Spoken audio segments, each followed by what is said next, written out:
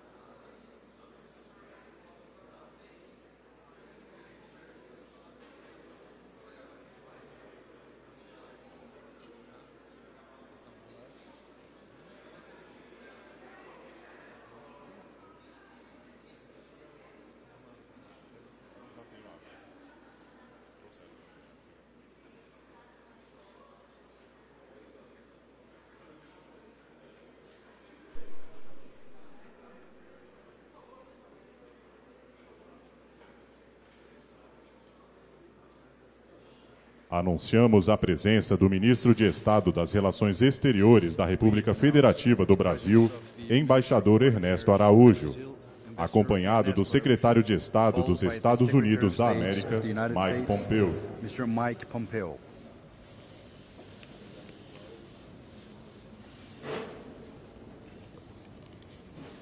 Neste momento, fará uso da palavra o Ministro de Estado das Relações Exteriores da República Federativa do Brasil, embaixador Ernesto Araújo. Bom dia a todos. Good morning, everyone. It is a pleasure to welcome you here at the Itamaraty Palace for the first work. Our U.S. Secretary of State, Mike Pompeo. We just had a nice talk about how to implement the proposal of President Bolsonaro of building a partnership in partnership between Brazil and U.S. and some ideas of how to do it. And we identified the common conviction that this is the path for our relationship. We have concrete ideas, and we'll try to take it forward as we decided. And at the same time,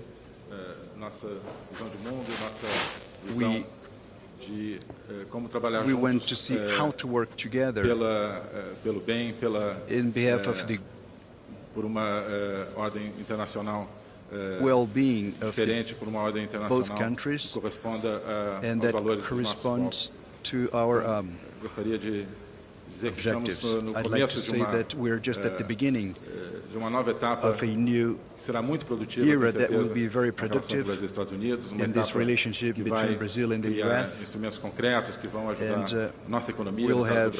will help the Brazilian economy to generate employment and to generate new initiatives in all fields, taking advantage of all the work that has been done already.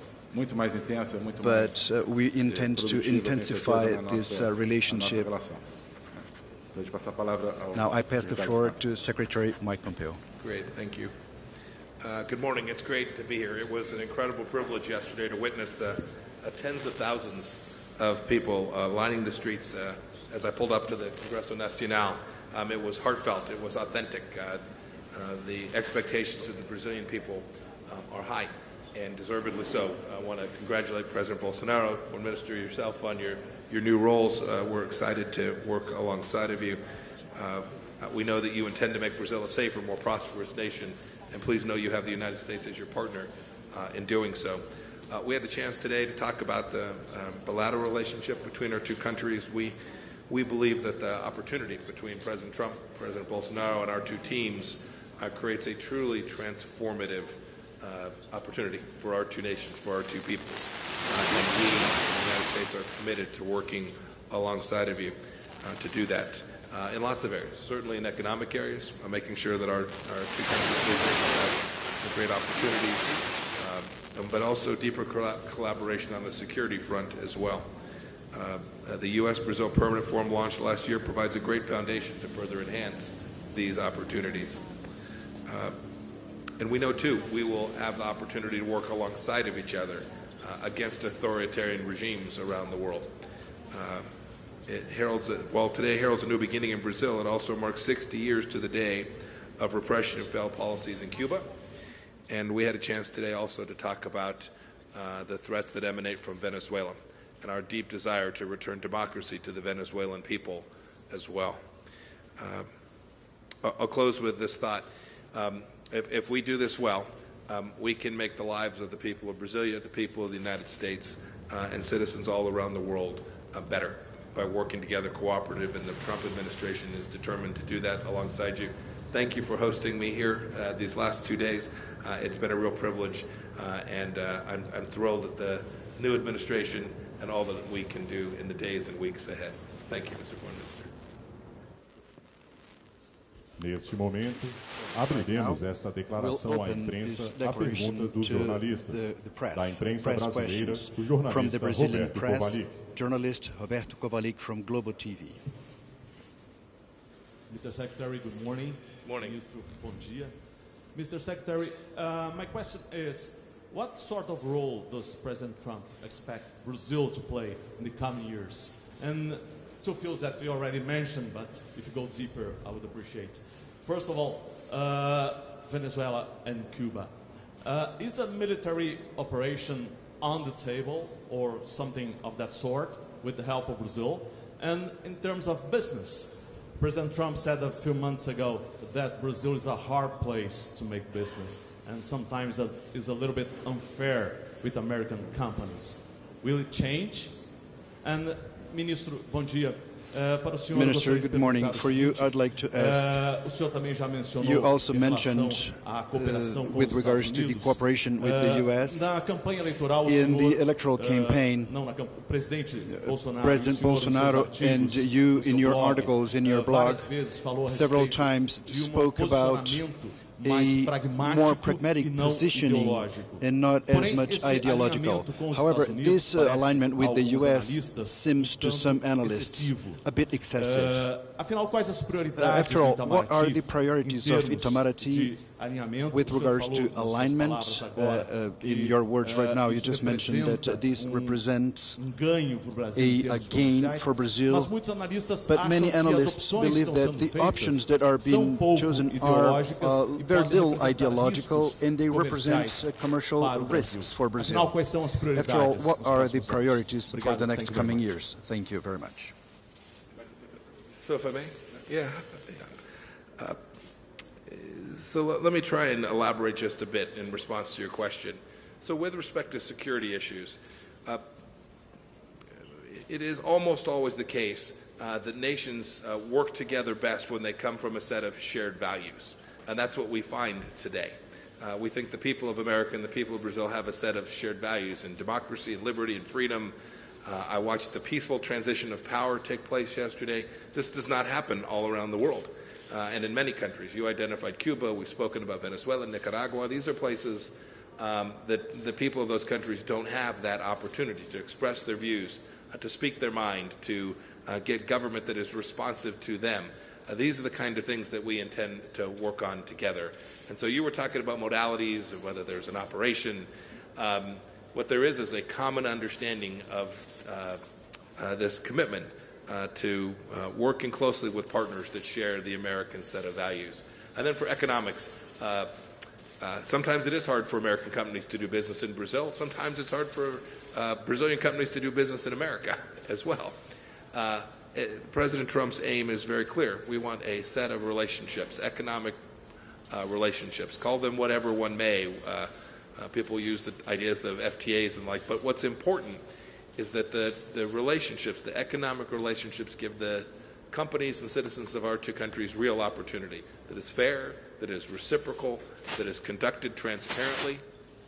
Not the same model that is used by some other countries in the world. These should be commercial transactions driven by economics that make lives better for the people of our two countries, not driven by political imperatives from others who want to come to a country and make an investment, not for commercial reasons, but for political reasons, to achieve political outcomes. If our two countries share those goals, then I'm confident that in the days and weeks ahead we will deliver a good outcome on those for the Brazilian people and for America. Mr. Fornes? Obrigado. Well, Sobre a questão do alinhamento, well, with regards to alignment, gostaria de dizer que, na I'd verdade, like o Brasil está se realinhando consigo Brazil mesmo. is realigning O Brasil itself. está se realinhando com seus próprios valores coming back to its own values com seus próprios ideais. and E o with its own Itamaraty está se ideals, and realinhando com o Itamaraty povo is actually brasileiro. A realigning nossa with the política Brazilian externa people in está se our realinhando foreign com o povo policy. brasileiro. E o reflexo And disso the é que reflex of this nós nos aproximaremos is that we would daqueles get grandes países closer to those pequenos de countries todos os países que comungam desses valores e which desses ideais. have Portanto, these a same values. nova relação com os Estados Unidos é uma So in our relationship consequência with the desse US is a realinhamento consequence interno of this do internal Brasil. realignment in Brazil, E com outros países igualmente. and with other countries the same way. Sobre a With questão regards da, to the digamos, eventual an eventual conflito entre nossos conflict interesses of comerciais interest or commercial e nossa interests atuação or our nessa esfera de actions valores. Eu in acho this sphere, que não é um I problema para believe país that grande. O Brasil it is tem que not ser a problem for se a colocar como país big grande. country. Um país Brazil grande has to tem place itself condições e as a big precisa, country. ao mesmo Brazil tempo, needs at the same trabalhar no time mundo to work em favor dos seus valores, in dos favor ideais do seu povo, its values e and ideals of the trabalhar people, pelo and crescimento to work econômico for e the fazer economic negócios e growth. gerar We need to do business and oportunidades generate comerciais e econômicas. trade opportunities and Nós economic acreditamos que é opportunities. perfeitamente possível, que We é nosso understand dever it is fazer as duas perfectly coisas possible to do e both que things. País grande não precisa A renunciar major aos country seus valores, doesn't às need suas to ideias renounce its para values or criar ideas oportunidades to econômicas. create economic opportunities. Thank you.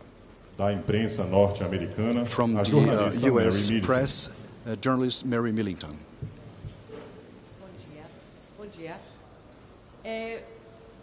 Parts of Brazil's civil society had expressed concerns about a possible loss of protection for human rights under this new government. Mr. Secretary, do you share these concerns? And, Señor Ministro, do you have a response?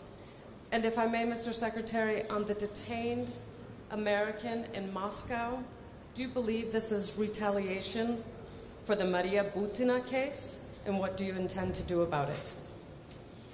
Let me let you go first on the human rights issue, and I'll follow up, and then I'll answer the final question. There's no reason at all to fear any sort of lack of protection for human rights in Brazil. Devia falar em português, né? Não há razão nenhuma para haver qualquer receio. There are no reason to have any fear or any reduction in the human rights in Brazil. This is simply a leftover from the electoral campaign that survives for some reason. The commitment of the new government with the defense of human rights is absolute. Even we have to increase the defense of some rights which are not being defended enough. We'll talk to the Minister of Human Rights, and this is an area in which we'll not only keep working, but we'll work in a more incisive fashion for the protection of the rights of all Brazilian citizens. Thanks. I'd add only this. The United States is ever mindful of ensuring that countries treat each of their citizens with dignity and respect. It doesn't happen every place in the world where we find it is inadequate, we call it out. We're very consistent about that, and we do our best to affect that. To make clear that it is unacceptable, that we expect every country to behave in a way that treats their citizens with the dignity and respect they deserve as human beings. We expect that everywhere in the world. That certainly includes here. And our conversation this morning makes clear to me that this administration is committed to it as well. With respect to Mr. Whelan, who's being held, we are hopeful within the next hours we will get consular access to see him and get a chance to learn more. We've made clear to the Russians our expectation that we will learn more about the charges, come to understand what it is he's been accused of, and if the detention is not appropriate, we will demand his immediate return. Está encerrada a declaração à imprensa. This declaration to the press is adjourned.